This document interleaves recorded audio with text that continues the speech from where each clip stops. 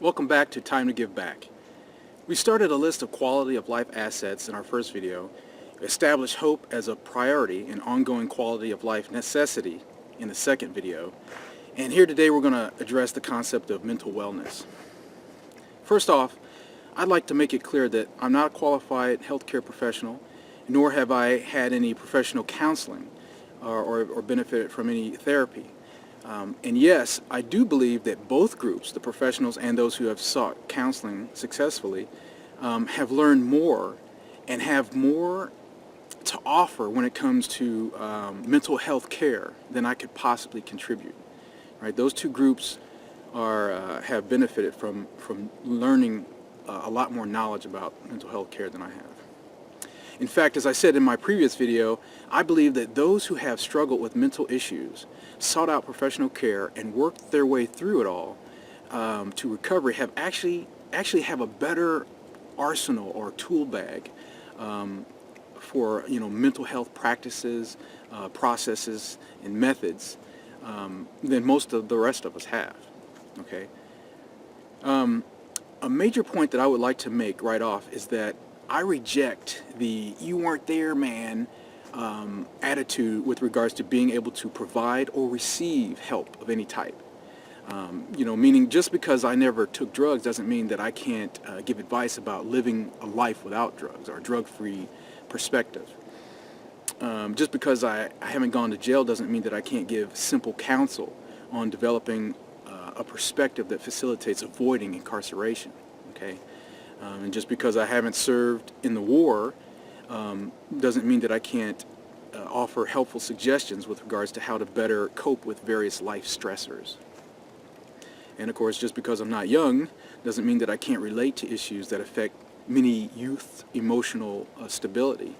And just because I'm a male doesn't mean that I can't communicate with women or understand the iniquities that exist. A second major point I'd like to make is that if we continue to allow our differences to create insignificant categories that we truly believe make this world full of different types of people, we will continue to have strife, prejudice, power struggles based on perceived superiority and inferiority. We'll continue to have hatred and even war. And when I say war, I mean all sorts of war. War between the sexes, war between the age groups, the skin colors, the street numbers and neighborhoods, the economic classes, and nations. There are two types of people, men and women. And the differences between those two types is perfect and is beautiful and should not be exploited as weaknesses or be a cause for feeling superior or inferior. But that's another video, and we can get to that. The rest of the legitimate differences are what make this world and our lives the adventures that they're meant to be. A chance to find out something new, to expand our perspectives, a reason to travel and try something new, or to know more about what we think we know about anything. It's a chance to exchange and to grow. Our differences should not be grounds for discarding entire groups, subjugating another gender, or hating entire races. Hate in general, that hate and prejudice goes both ways. And if you look into what hate truly is, what it truly means, and what petty good is supposedly comes from it, but what actual bad truly comes from it, then you will be able to recognize that hate is actually a mental issue in itself. The way that it affects the mind, contaminates the body with toxins, darkens the spirit, and drains our emotions. It's a real thing. It has a real effect, and so what's worse is that it's contagious, except against the strongest of minds. And usually when I say strongest of minds, I mean the more mature minds, the more experienced minds, the minds that have seen firsthand the limits of whatever tiny good is perceived to come from hatred, and they have seen the atrocities and enormous harm that comes from it. With regards to health professionals, I absolutely respect everyone who has the courage and the patience to go into the field of mental health care. And when problems get out of control, issues become actual diagnosable conditions, and a person cannot find their way, one should absolutely seek out help. But the focus of this return begs the question, why wait for the crash? Why deny the signs that indicate a growing issue, or a set of growing issues? Why endure the unbearable burden day after day? Why is seeking help a last resort?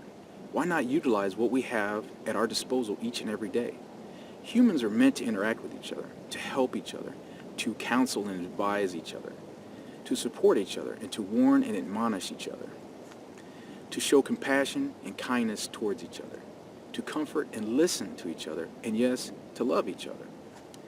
Not to judge, not to condemn, and not to discard each other. What has been lost is the idea of respecting, caring, and loving more than one person, group, race, or country at the same time. It's like one at a time. This one only, and then that's it. That's all I have room for. Loving beyond the spouse and the immediate family seems outlandish. Even trust outside the family circle is risky, scary, and for some, absolutely a ridiculous notion. Watching the news seems to confirm those notions. I get that. But, and here are two huge points that I want to try to get across. One, understanding that the concept of carefully growing a list of loved ones in one's life makes life a special and fulfilling experience. Keeping it really narrow restricts that, full life experience. And two, keep in mind that you can extend something on the continuum of decency. So there's a decency continuum. And here's a range that I'm just going to make up and just to consider. On the one hand, the benefit of the doubt, where you admit that you cannot judge what you do not know and afford someone you don't understand their basic human rights and fundamental respect.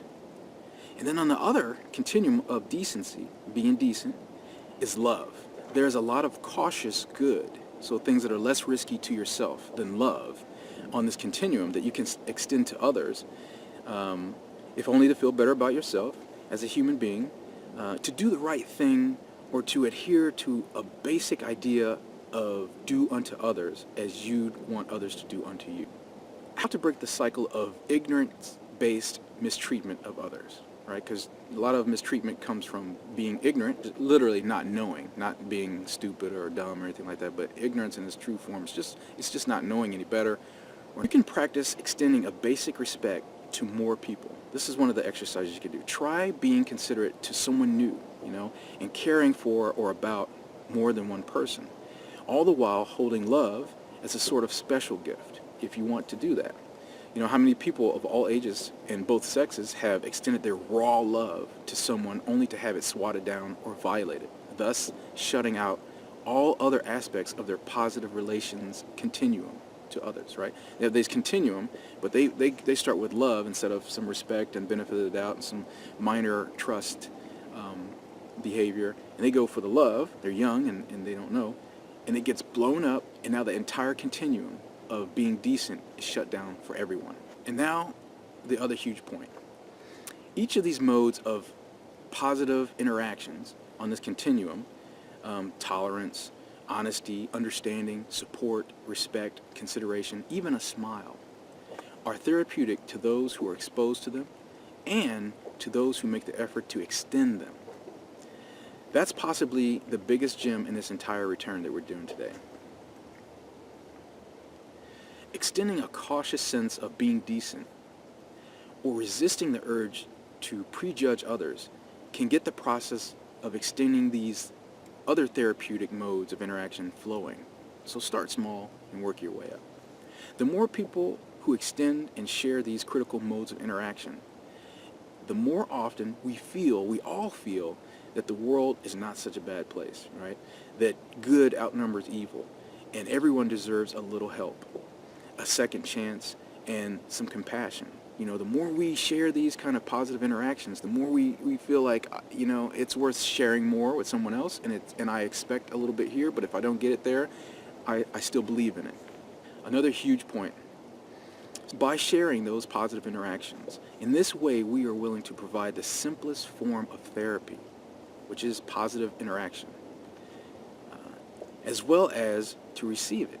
So it goes both ways. And if you can't receive positive interaction, like somebody gives you a compliment and you just shut it down, or somebody, that's a problem.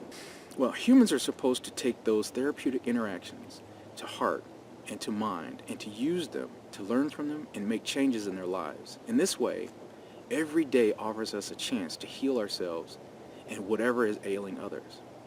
So let me ask you this. How many inspirational people have you ever heard about? Hundreds, right? How many inspirational documentaries have a friend or a family suggested that you view? A couple, right? How many informative books about the human condition have you read? They're out there, right? There are many of us walking around frustrated and disappointed and acting as if we have never heard of any positive anything, any good advice, never seen anyone exemplifying good behavior, never met a good person with common sense, rational. Never had a teacher who promoted good morals. Never saw a movie that depicted the beauty of being compassionate or the rewards of having the extraordinary power to forgive self and others. It's not true, right? We've all been exposed to someone somewhere at some time that was good, someone honorable, someone reasonable and respectful. And you're right, it's not as simple as a one-time exposure.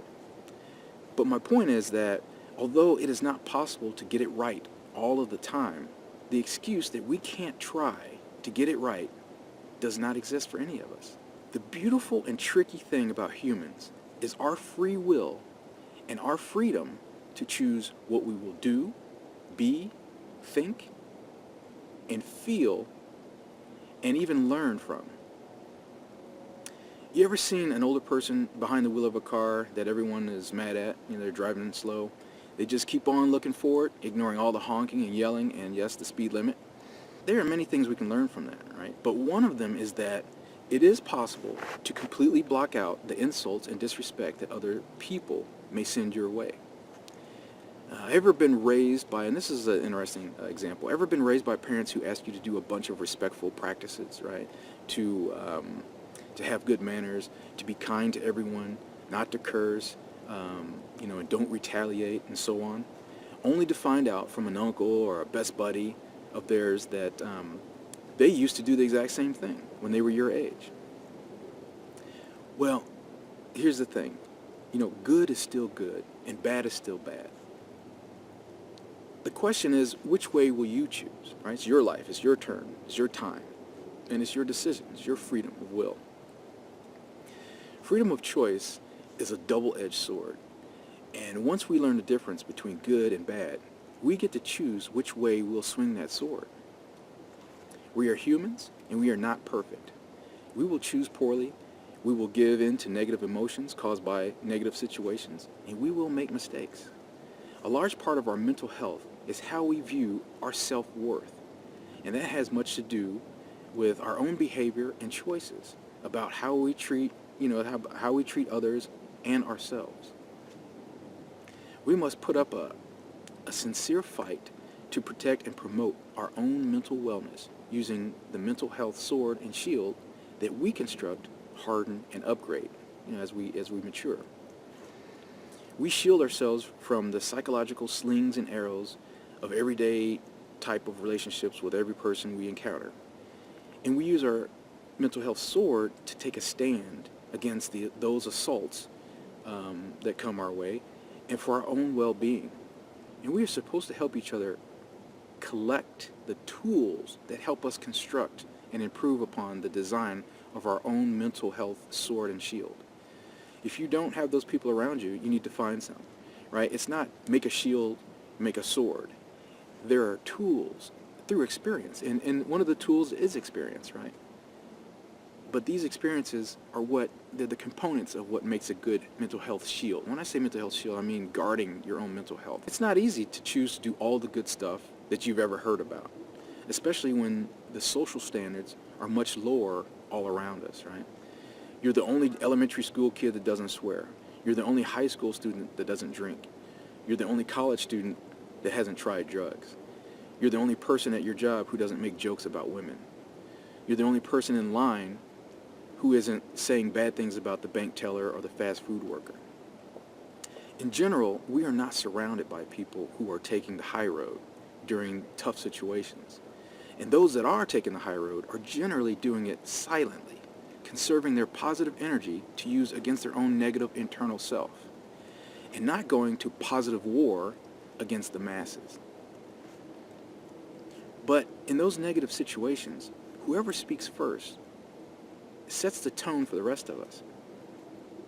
And then we have the choice to either go with the negative flow or set a different tone.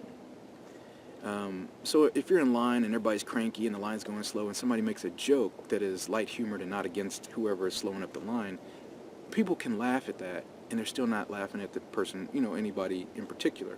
Or if the first person starts cursing, then everybody else gets grumpy and they hope that it escalates so that somebody will do something. So it's whoever strikes first with their positive or negative energy. And then you can build your sword and your shield, and you can fight against that and still have a positive, energy going in you. Defend yourself against the negative energy, and not waste that negative emotional energy about something you can't do anything about. We have to work on our positive reactions to negative situations, and that begins with the exposure to the concept in the first place. Then practicing it, even if it's only on the inside. Practicing what? Practicing having positive reactions to negative situations. And I don't mean in a pretend nothing's wrong way. I don't mean that. And really, the whole point of it is not so that you can just be happy no matter what. The point is so that you don't dive into a negative attitude and perspective that escalates things and drags you down. So here's a huge tip. When you're driving in your car, or otherwise alone, instead of rehearsing a negative version of what you should have done or will do next time someone annoys you, rehearse a patient or positive response instead.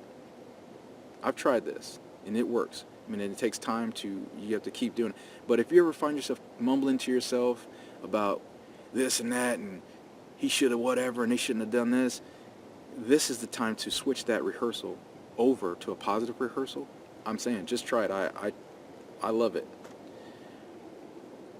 Okay, so like any rehearsal, you are preparing yourself to do, right? It takes a lot of emotional energy to entertain those negative rehearsals. You can feel the energy, the negative energy. You can feel yourself getting more upset or keeping that grudge kind of feeling when you're rehearsing something that's over. It's over. It happened back there. Now you're driving over here, and you're still carrying that. You can feel that negative emotion. But switch it up and see how much better you feel by substituting a positive plan for a negative response.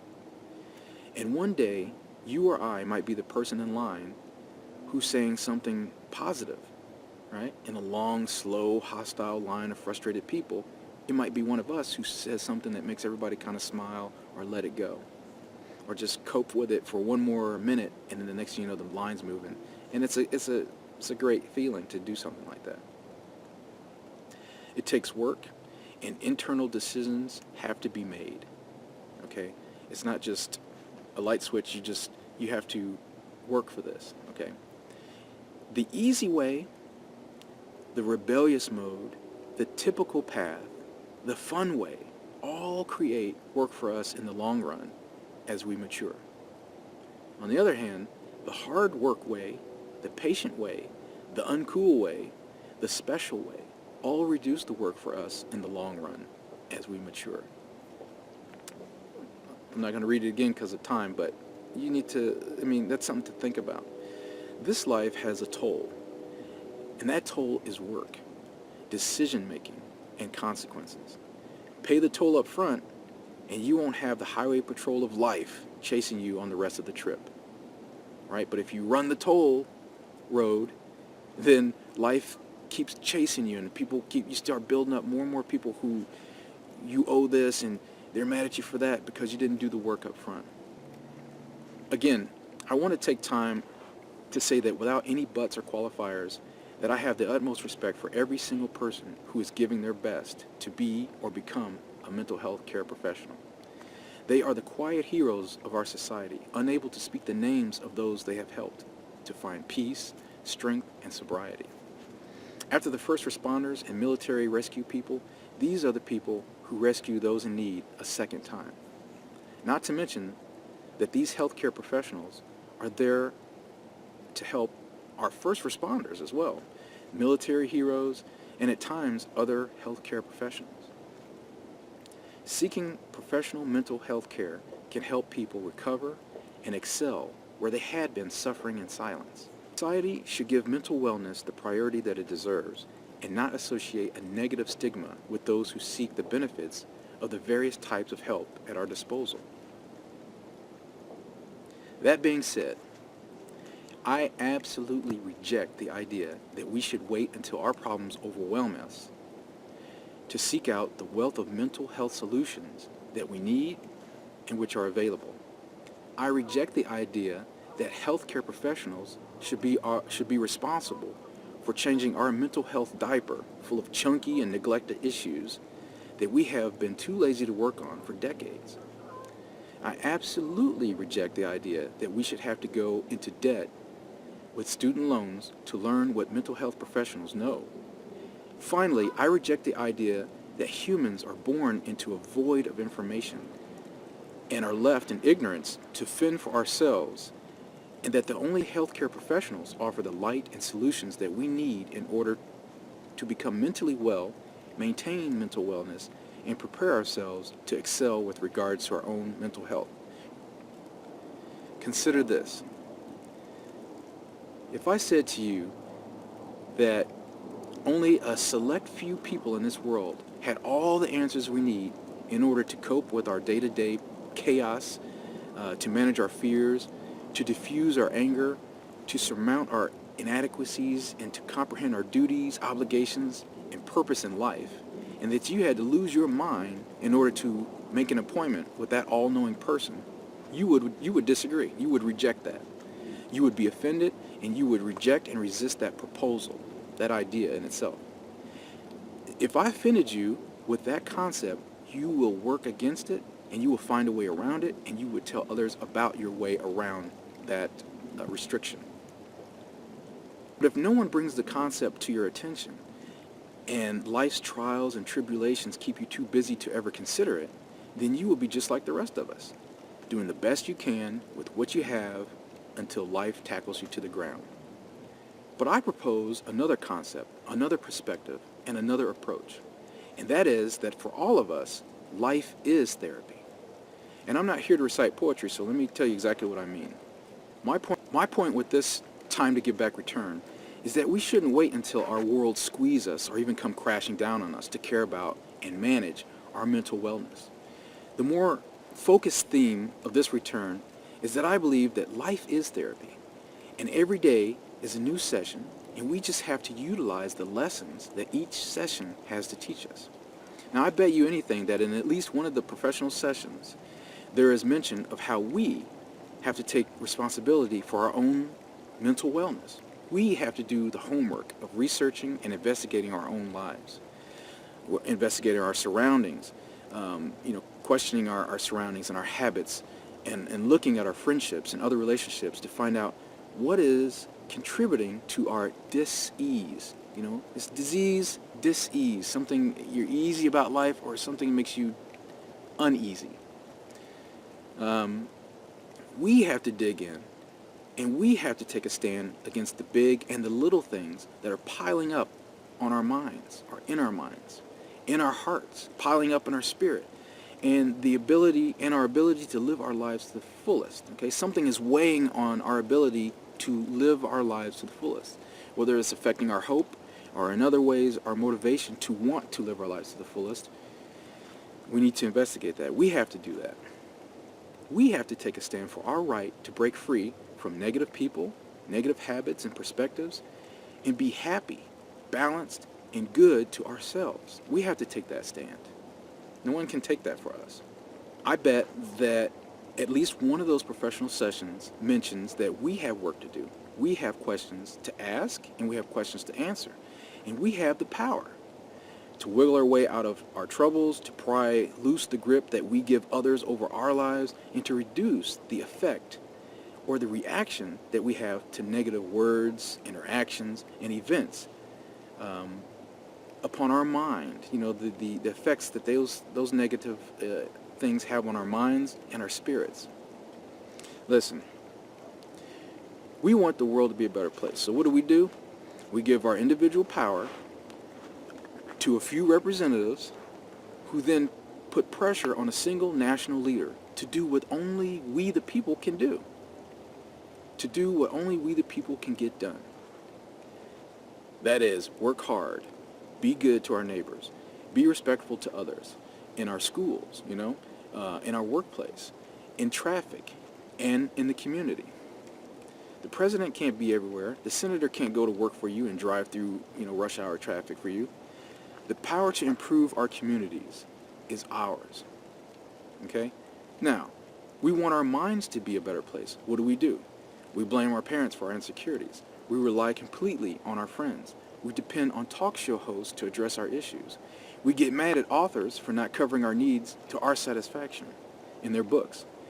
We save up a lifetime of worries, fears, anger, depression, and poorly formed processes for a psychiatrist to fix in 1-hour sessions at a time. Now, you want to make the world a better place? You have the power, and there's tons of work to do. You want to make your mind a better place? You have the power, and there's tons of work to be done. Can you do it all by yourself? No. It was never supposed to be all by yourself, or even someone else, like a psychiatrist or a therapist. It was never supposed to be you or them.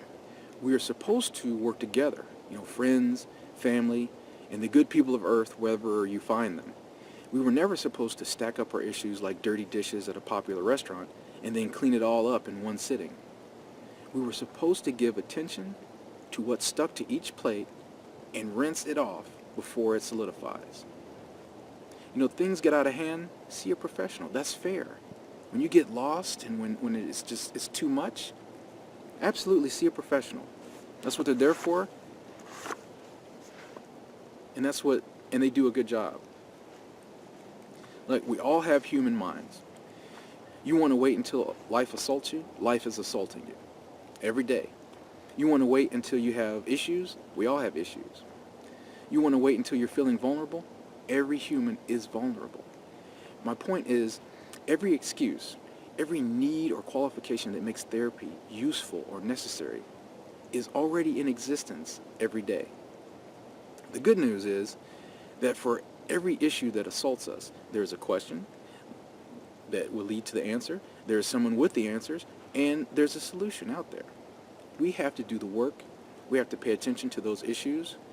We have to become aware of our own reactions to those issues. We have to ask good questions of ourselves and utilize the good answers and use our willpower and our freedom of choice to decide how we will be affected by those issues when they pop up again. The first time, it's like I said, you fooled me once, shame on you. But really, life experiences come at you. There's no shame in how you react to that, especially some very sudden things or traumatic.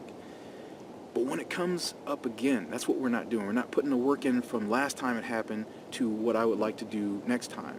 There's work to be done to ready ourselves, prepare ourselves. That's the kind of thing I'm talking about. Life assaults all humans in some way, at some time, to some degree. Humans have vulnerabilities to life events such as tragic losses, unthinkable traumas, seemingly irresistible temptations that lead to addictions, insecurities, fears, low hope that can lead to depression or desperation, and an infinite list of small, medium, large issues, interactions, and trials that can cause us to become angry. Anger deserves its own video, and that's coming up. This next point is critical. Every human has a right to every bit of knowledge that would help them guard their sanity and excel in living their lives to the fullest. Every human has an obligation to look within themselves and to scrutinize their character, their emotions, and behavior in order to become familiar with their own issues, hang-ups, flaws, problems, troubles, weaknesses, and strengths. And every human has the duty to use all that this world has to offer in order to make a sincere effort to correct his or her flaws. People who don't love you, like, let's say, a police officer, a congressperson, or president, they can't do this for you. They don't love you, and they can't do it for you. And people who do love you, like your parents, your own children, a spouse, they can't do it for you. You have the right, the obligation, and the duty. And just as important, the power. It's a lot of responsibility and work, and that's okay, because for all of us, life is therapy. We're all doing this, or not doing it. So you're not alone. You're not a mistake. You're not an oddity. We all need help, and we all need to help. Another way to think about some of what I'm saying here is like that. The best therapist is sincerely devoted to researching and resolving your issues, has decades of experience, has seen it all, understands the relationships between every relevant component involved in your life and its relationship with every other component in your life, and how each can explain or otherwise be used to help you accomplish some aspect of mental wellness. That is a carefully designed paragraph that you might want to listen to again. That's your perfect therapist. Let me continue. There is no such therapist in existence. But by building an entourage of quality friends, by seeking out quality associates, whether at work or out and about, like the good guy at the gas station, or the really wise woman who works at the coffee shop, wherever you can find them, your favorite teacher or a coach, and by listening to your elders and the wise people who come pre-installed in our lives, such as grandmother, great-grandmother, parents, an old friend of the family. Some of those folks are already built into, when we were born, we have access to them. So we can access the counseling, the advice, the guidance, the warnings, the admonitions, the information, the instruction, the assistance that we all need, and do so from the very beginning of our lives. This is a huge part of what this return is about. It's not about disrespecting healthcare professionals. We need them. They're invaluable. It's about starting at the beginning and using everything that we have. And if you haven't been born today, or let's say you were born today but you are unable to watch this video, the older people like me, we can still start today. But I'm just saying, we need to use what we have, okay? Life is offering us everything we need each day that we choose to refuse or neglect until we are forced to pay for it, hour at a time, to receive the same things during a professional therapy session. That's not right. That's not the way to go. We're cheating ourselves. And then we're putting too much of a burden on the people who are there to help us. The work is ours to do, and we have the power to make the changes. Even after you go to therapy, you still are going to have to use your power to decide internally to make these changes. The pros, the professionals are there to help us, but we have to begin the practice of helping ourselves and each other. And that's another huge part of what I'm saying here. It's not just me helping myself be a better person. What good is that if everybody else is mean and butt heads? I work on myself. When I get a chance, I share some of what I know with someone else. Maybe they don't care. Maybe they do. Maybe they think about it later. But we have to, work on ourselves and then make an effort to help others. And we're not even professionals.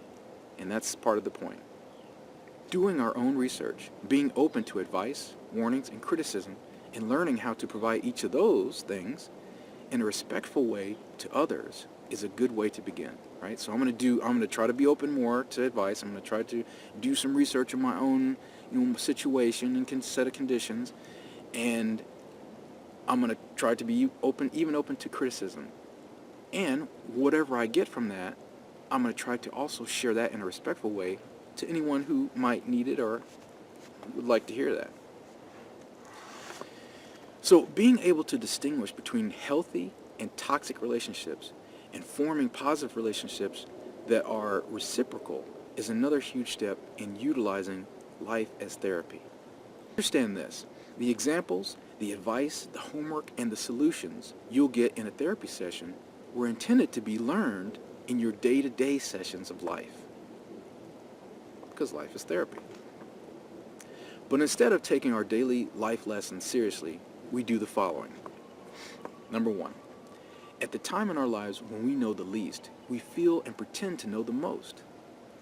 We reject the advice and the nurturing of our relationships with our parents, and we avoid spending time with our elders.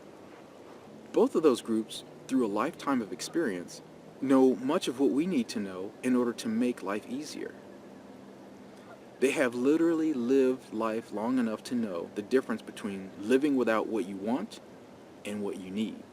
Saying instead of getting old and saying, dang it, I missed it, that's what I really needed, that's what the elders are there for, to at least give you a clue. And then you make your own decision. Sanity, peace, non-toxic relationships, truth, and so on are seen for what they truly are worth, by the people who are old enough to put things in perspective. So go back to our list of quality of life assets and make sure you're generating a good list, and make sure that your needs are on there. Number 2, overloaded classrooms and new rules have cut out an aspect of teaching that was once treasured by students who were fortunate enough to have wise teachers. Okay, such students often return to visit their teachers with gratitude. These days, such advice and sharing of wisdom is often considered brainwashing, offensive, biased, and even invasive. It's really seen as a violation these days. And that's what happens when we overstep our bounds and declare ourselves as life coaches for all in our presence. We need the balance. And so what I'm saying is some teachers have taken their position and they've abused it, right? They're demanding you change your life. They become tyrants. And so they basically took that away. And what I'm saying is we need a balance. Those people are with our children so much of the day, so much of the year. We would appreciate if they would back us up. I don't have any children, but I'm saying if I had a child and I wanted them to do something that was, polite, I'd like the teacher to back that up, reinforce that. And the same thing, they do that all day. When they get home, I can reinforce it there. But that's kind of going away. Number 3, holding out for quality friends is not politically correct. All comers are welcome, even if they have to share, even if all they have to share is negativity and bad advice or poor habits or even illicit behavior, and a rebellion against the very concept that I'm sharing with you now, which is that you have the power. Life is all about claiming and collecting as many rights and freedoms as possible and distancing themselves from all who would disagree or advise differently than they feel. So instead of a world of assistance and sharing, it's a world of me and mine, my right to do this and get out of my way. No one will be allowed into their lives, and no one can say anything about their lives. That is until they're willing to seek and pay for their own private sessions and get some therapy. And really what you don't want to do is you don't want to get in the habit of shutting down. Even if you have a friend who has mastered the art of shutting down and closing people out, they can show you that, right? That's another form of therapy, right? So you and your friend have mastered the art of when things go wrong or something negative happens, we know how to shut the whole world out. And what I'm saying is we need the whole world so that we can learn from it, open ourselves up to it enough to learn from it, and then let in who we need to let in to keep getting better. Number 4, alone time or me time is when the conscience speaks to us. It asks profound questions of the self. It admonishes us to do better. And so that alone time is when that happens, right? But we spend our alone time being entertained. The conscience cannot be heard over our music. Our informative daydream cannot be visualized over our movies. Internal dialogue cannot challenge our current mode of thinking and behavior while we are blasting our quads at the gym. Our spirit and heart cannot affect our emotions while we are in beast mode on our favorite video games. So we have to give ourselves some time for introspection, to look at ourselves, to ask ourselves some questions, to give some thought to some alternatives, some solutions, confront our issues. Number 5, by the time the sermon or speech is over at our religious gatherings, we no longer have the time or the patience to stand in line and ask the religious leader the questions that we have. Gotta go. Number 6, by the time we get off work, get back from the gym, eat dinner, and take some time, to decompress, it's too late to call our parents or family members who might have some suggestions for how to handle the issues that we're dealing with. Just too late. Number 7, after a long day of dealing with angry clients, an unappreciative boss, jealous co-workers, road raging traffic, and less than satisfactory fast food service, you're too tired to finish the evening off with a human that you actually enjoy being around. A mistake. Making time to spend with a positive person is a form of therapy. And if we throw it away every day, okay, that's a mistake. Self-help books, self-improvement books, and an unknown number of textbooks with university-level knowledge are easily obtainable. It's not about self-diagnosing. It's about researching and discovering and contemplating the various facets of mental health and how to obtain it. No one has time to read such books. Number 9, you want to talk to your mom about an issue, but she gets too emotional. But in that gooey blob of emotions, does she sometimes come up with good ideas? Yes, she does. You want to talk to your dad, but he always seems to run out of patience during your explanation of what's going on with you, and you can tell that he's already made up his mind about the solution. Perhaps. But does he sometimes offer good advice? Yes, he does. Another one. I want to talk to my best friend. She is wise, but I don't want her in my business. And I don't like the feeling that I'm being judged. It's a good point, okay? But can you think of a way to present your issue without revealing too much and still get the benefit of your friend's wisdom? Another one. I want to talk to my uncle, but he lives far away and in a bad neighborhood. He's wise, and he's available. My buddy says he can talk for 30 minutes, but I need 2 hours for this issue, so never mind. My other buddy wants to talk all night long, but I only need 15 minutes. I want to talk to my grandpa. He's the best listener I know, but times are different, and I don't think he would understand. So basically we have a lot of assumptions and presumptions that we make, or just neglect in general, that keep us from taking advantage of the people that are out there who would gladly try to help us, or at least listen to us. And when you speak your issues, sometimes the solutions present themselves. So sometimes all they need to do is listen. You don't even, and if they say something positive, good, but you might find something positive just by getting it out. So listen, all of these points, 1 through 9, being offered vague solutions, people making assumptions, the one-size-fit-all solutions that people offer up to you, your right to privacy, that concern, and the desire to have a confidential discussion with an unbiased listener. Those are all real reasons for seeking a professional, okay? Because you can do away with a lot of that by going to a professional who's paid to listen in a way that is in itself therapeutic. So I understand that.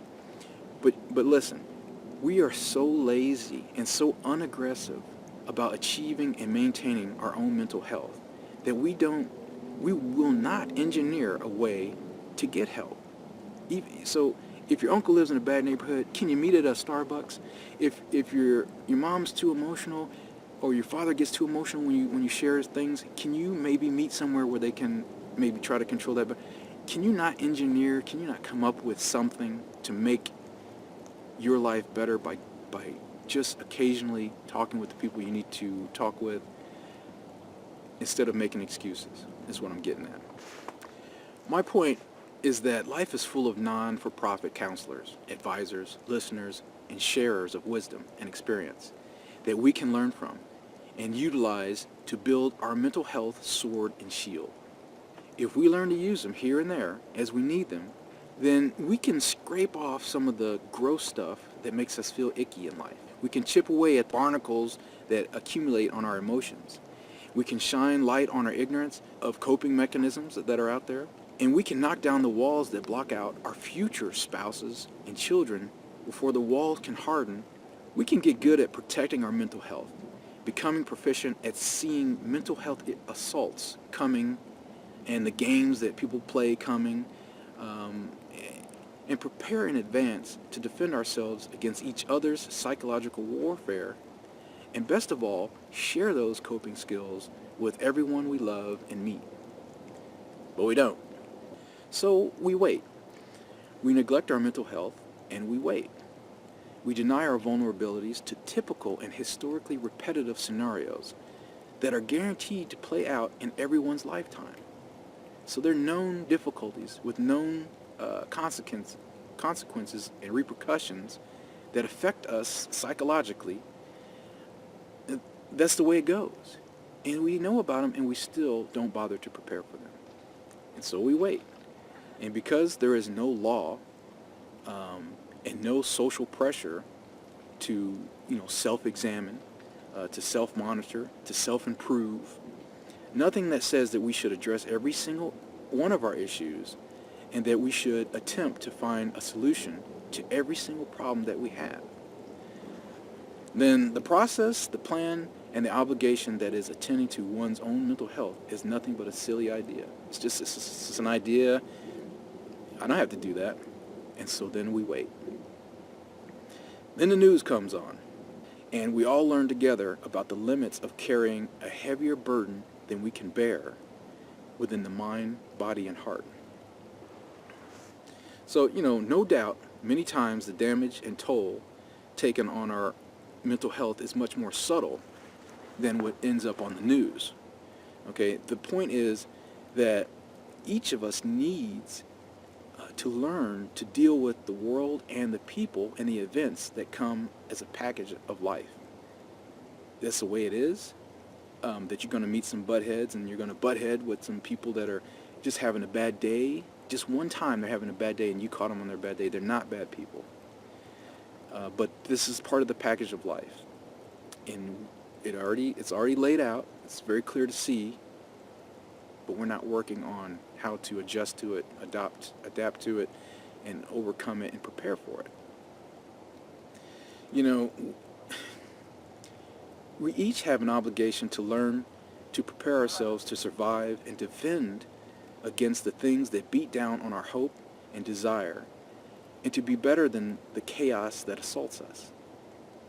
We build up our toolbox of mental health survival skills for ourselves, and so that we can also recognize the signs of mental illness in others. We might be able to approach somebody who's maybe having difficulty or offer support or advice. Or we might have to inform someone who can do that can do that for us. But they're not just doing it for us. They're doing it for an entire school, a workplace, the community as a whole. They're doing it for us all.